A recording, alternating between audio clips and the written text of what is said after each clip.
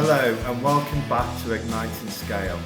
I'm your host, Mike Allen from Cambria Private Capital, and I'm excited to dive into another insightful conversation today. This is episode 3 of season 2, and we've been exploring the journeys of innovators, leaders and thinkers who are driving change and scaling up their businesses. Today's guest is Andrew Tallents, a seasoned leadership coach and the author of the recently published book, Self-Coaching for Leaders, The Unique and Simple Approach to Living Your Personal and Professional Dreams. Andrew has spent years coaching executives and business leaders, and his book offers a robust framework for achieving personal and professional success through self-coaching. I look forward to discussing his insights and diving deeper into what guidance he can offer to leaders, especially founders and those at the helm of startups. Andrew, it's a pleasure to have you on the show. To start things off, let's talk a bit about your background. You've had a fascinating career working with leaders and executives across various sectors. What led you to focus on leadership coaching and ultimately to write Self-Coaching for Leaders? Thanks, Mike. It's great to be here today. It's a great question. And now I'm 55, I suppose you can call me seasoned. I've got the salt and pepper hair to prove it. So thank you for that introduction. How did I get into it? Well, a lot of people fall into this kind of stuff, really. So I worked in the utility industry up until my 20s, really. And then I fell into executive search. So I joined Spencer Stewart, who were an international executive search firm, which some of the audience might know. And I got some really good exposure at a young age to basically meeting and recruiting and advising leaders of Fortune 500 companies, FTSE 100 companies in my late 20s. And I learned very quickly, as you've met Mike over the years, most of these leaders are human beings who've got weaknesses and frailties, and they're just like you and me, and they make mistakes, yet they can't really admit that a lot of the time. So I got fascinated by leadership early on and spent about 15-20 years in the recruitment sector. And then in 2017, I just decided I wanted something new. And so I set up my own business. I've been an equity director in a recruitment business to really focus on, once the leader is in a role, how do you get the most out of them? And that's what I did from 2017, retrained as a coach. And then it was COVID that led me to write the book, because I've been coaching for about 3 or 4 years. And what I noticed was that when people come to see me, whether a CEO, a founder, an entrepreneur, they're actually okay with me in the coaching session. And when they went away, between seeing me the next month, how do they actually keep that going? How do they learn how to keep the momentum going about what we'd learned? And we talked about the concept of self-coaching, which led to me writing the book during COVID when everyone was a bit quieter. And that came out in December 21. So we've been growing the business around that concept of self-coaching ever since. And that's what we do today. And on that concept of self-coaching, it's fairly unique. I've not seen a lot of that, really. I guess the traditional model is to kind of, well, come and see me all the time, throughout that journey. But you're taking a different approach there. But, perhaps can we go a little bit deeper into what self-coaching entails and how you help leaders navigate the challenges that they face, both personally and professionally? Yeah, that's a great question. So the best way to think about this is a traditional leadership models, management models usually have a parent-child component where the leader, the founder, the CEO of the business tells the business what to do, and then they work out what to do. And if they don't do it, they're performance managed. And there's nothing wrong with that, but that's been the traditional way of doing it. Self-coaching is all about, as younger people are teaching us now, really trust the people in the business that they know what they're doing. If we educate and teach them properly, they're closest to the customer, enable them to lead themselves and work out on a daily basis how can they improve themselves in those various situations to get to the same result. So it's really flipping it on its head to actually enable people to lead themselves as opposed to tell them. And the self-coaching concept really consists of 3 elements. The first is, as leaders, as individuals and businesses, first and foremost, reconnect with who we are and why we're here. So it's linked to purpose and what our strengths are, and also understanding how we lead ourselves effectively rather than waiting for others to do it. So that's the first part, reconnect. The second bit is refocus, because we all do too much. We all do too much because we're asked to do things and it takes us away from what we're really here to do. So the second part is refocusing, and that's about focusing on what's essential.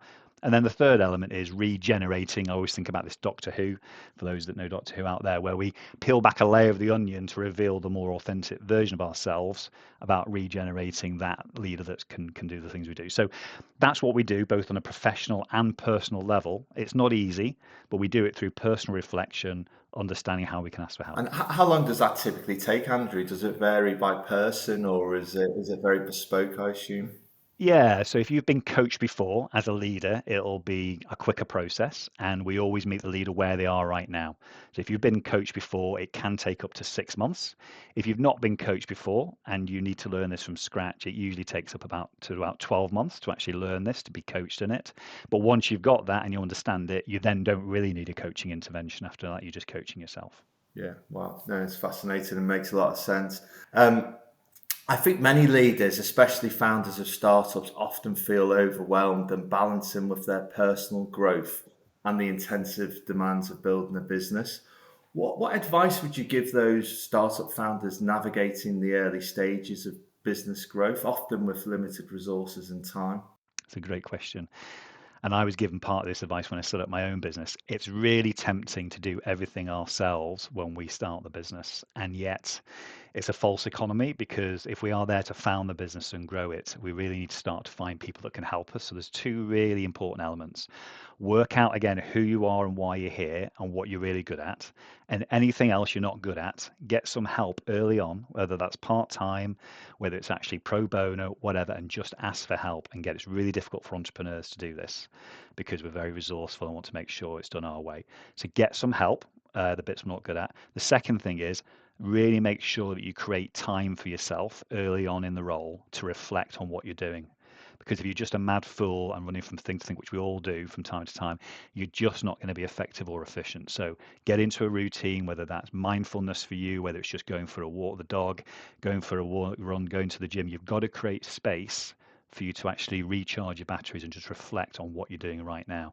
So they're the two things which a lot of entrepreneurs don't do initially, because they're so keen to get it going and think they haven't got enough time, but it's a false economy. I mean, that's really precious advice, Andrew. And I imagine self-coaching requires a strong sense of discipline and routine as well. Maybe you could share some practical tips or exercises from your book that leaders and founders might be able to use daily to keep themselves on track. Yeah, so the first one, and this seems like an obvious one, but again, we don't do it as entrepreneurs and founders enough, is every single week, both from anyone that's in your business or your customers or your value chain, stakeholders, ask for feedback all the time, not about the product or the service, but about how you're being with them in terms of, are you actually spending enough time with them? Are you giving them what they want in terms of the kind of relationship they need? So that's the first thing, really get constant feedback about how you can change the leader. It comes back to this self-leadership point. And the second thing which people might want to look up is a really great concept called essentialism. And essentialism was created by Greg McKeown. He wrote a book about it, an American guy who's based in Cambridge. And all it does is get you to ask yourself the question, right now in the next 6 months, if I'm going to be successful, what are the 6 to 8 things that I need to do that only I can do as the entrepreneur, as the founder? And then really list those out and focus all of your time on those things and get help with all the others. That in itself will create real focus for you. So they're two tips which are very practical. That's fantastic advice. And I mean, in terms of your experience, Andrew, what do you think are some of the most common obstacles preventing founders or leaders reaching their full potential? And maybe as a follow-up to that, how could self-coaching help them overcome these challenges? Yeah, it's a great question. Very simple concept, and people relate to this, but it's so hard to actually get around and work it out. So when we are feeling negative as leaders, we tend to make judgments rather than be discerning about what we're doing. And when we're making judgments, it's coming from the wrong place. So we judge ourselves. We actually are very self-critical. We judge other people. They're not good enough. Why can't they just do what I need them to do? And we judge our environment. We say, this isn't fair. The market's against me. Why can't the investor just give me this money? Whatever it is, we actually are very judgmental of ourselves and others. So we've got to keep positive as much as we can about a situation and be discerning about the decisions that we're making and not be negative and judgmental. The way that self-coaching can help with that is going through those three stages again, is re-understanding when I tend to feel negative. What is it that makes me do that? It's certain triggers, certain people, certain relationships, certain environments, and take myself out of those as much as possible so I can actually, again, be in a neutral place and be present to what's going on. Refocusing what it is that's really important, and then again coming back to this, what's this new version of myself, being positive more of the time, because a lot of entrepreneurs and leads get into circles of cyclical about really beating themselves up about why the business isn't doing what it should do, and we need to get out of that mindset and move into this positive state of mind. And finally, Andrew, as we wrap up, what's the one key message or takeaway you'd hope readers of your book would walk away with? And for our listeners, especially those leading startups, what's the one bit of advice you give them as they strive to both live their personal and professional dreams? Great question. So first of all, we're really clear about what the dream is and tell as many people as possible, even though it seems far away at the moment. So that's really important. Dig deep. Why you're here on the planet? What is it you're here to do? What are you going to do when you've achieved all of that? So that's really reconnecting with it, really important. Second thing is, make sure you create enough space in your week to really reflect on how you're moving towards that dream. And then thirdly, which is linked back to what we talked about already, work out how you are getting in your own way each day of achieving your dream, because it's only us that get in our own way. It's nobody else. You can't blame anybody else. It's only us. So work that out and then come up with solutions about how to do it. And the final point is, which is really wrapping all around all of this, is I find that if we actually can ask for help around us, in terms of people that are willing to give it for free, resources, old friends, that makes the difference, because we don't feel as alone as entrepreneurs and founders we go for. And we're so bad at it. We think we can actually do anything. We feel this sense of responsibility. So the final point is just ask for help sooner rather than later. That's great. Andrew, having you on the show has been an absolute pleasure. And I think our listeners will gain a lot from your insights, especially those leading businesses and really navigating those challenges of that responsibility. For those of you who are listening, if you want to learn more about Andrew's work or get a copy of his book, then please check out the show notes for more details. Andrew, it's been a pleasure. Thank you very much for your time. Yeah, Mike, it's been really good to be on the show. Thank you.